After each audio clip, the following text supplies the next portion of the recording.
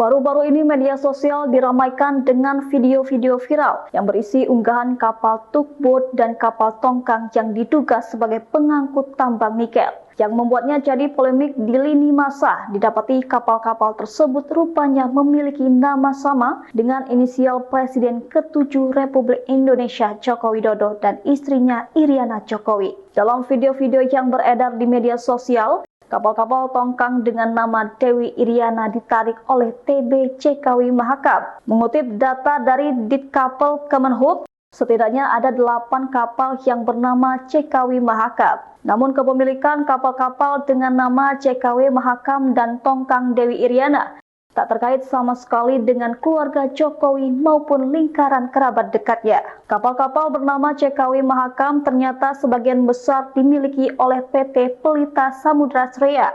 Perusahaan tersebut merupakan anak usaha PT IMC Pelita Logistik Tbk. Dari penelusuran di laman resmi PSSI dan laporan tahunan 2024, saham perusahaan ini dimiliki PT Indoprima Marine sebagai pengendali dengan kepemilikan 43,83%.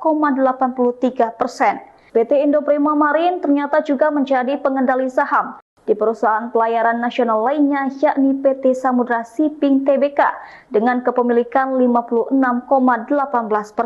Sementara dari penelusuran di keterbukaan informasi BEI lainnya, saham PT Indoprima Marine terafiliasi dengan PT Himpunan Primajaya. Lalu bila ditelusuri lebih jauh lagi, terutama dari laporan tahunan PSSI yang dirilis pada 2019, PT Himpunan Primajaya sahamnya dikuasai pengusaha Konstan Marino Ponggawa dan Al-Hakim Hanafia. Konstan Marino Ponggawa diketahui adalah seorang pengacara kondang pendiri kantor pengacara Hanafia Ponggawa dan partner saat ini dikenal dengan nama Dentons HPRP.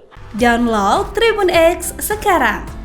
Menghadirkan lokal menjadi Indonesia.